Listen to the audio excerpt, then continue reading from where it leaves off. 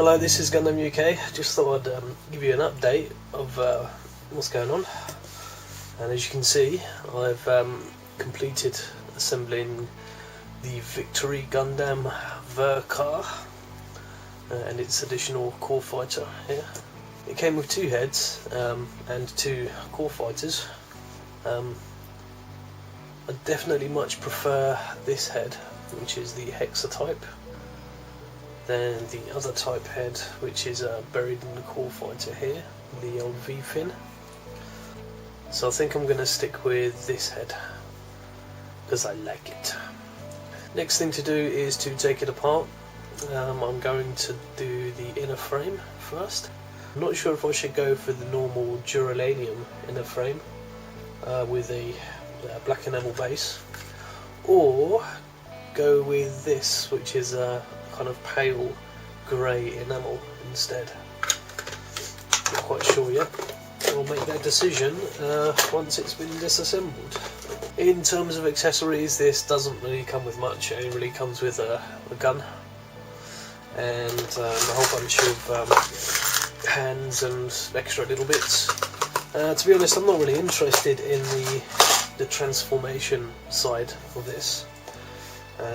I'm just more interested in the model itself, because I really like the design. I like his disproportionately long legs and his very long sort of biceps, which is quite unusual.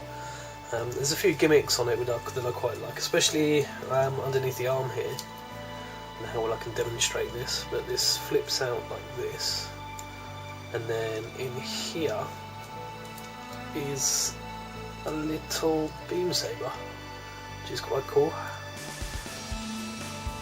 It's something I don't often see, and it's all falling apart, and it's all going horribly wrong. Okay, we'll put that back in. Okay, colour scheme, I'm not entirely sure still. I mean, I know I said before that I would do a kind of clean look straight out of the box, and that is still the case, but I can't help feeling that I want to do it in some different colours. And maybe sort of add a few different accents of grey in there. Justinius has kind of inspired me a bit with his GPO1, his Zephranthes, in that he's put loads of different shades of grey onto the armour, and it looks great, so I may copy that idea. Although I'm thinking I'll probably do it a little bit more subtle on this, purely because I think it suits the design of the kit. It's quite simplistic in nature, and I really want to kind of maintain its design features. And the GPO1, of course, is just a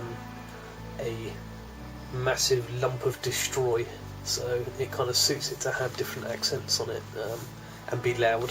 So next, let's get this thing disassembled, and we will start priming the inner frame. Well, that took a while, but I've disassembled everything, and I've mounted up all the inner frame parts, ready for a coat of black enamel. And yes, I decided to go with the usual duralanium inner frame, and this will probably occupy the rest of my day. So let's see how it goes. Black enamel is now done.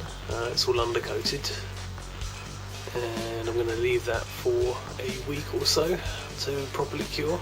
I'm going to do a white primer on the red and blue parts next, using this, and once that's completed I'm going to give it a wet sand, and we'll see how it looks.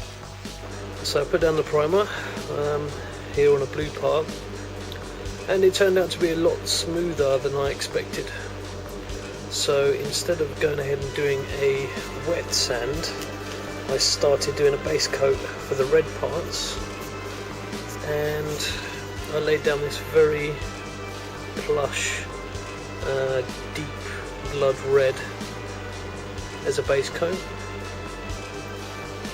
and I'm going to top that just with some standard we've got here standard X7 red,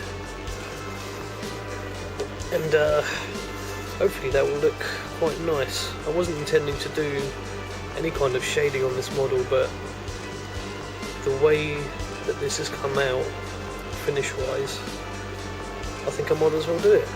So next I'm going to do the deep blue on the blue parts, and then move on to shading. So here we go. And here is the dark blue undercoat that I'll be using for the blue parts, of course. Turned out quite nice and shiny, just how I want it. And we're ready to go on and shade these parts now.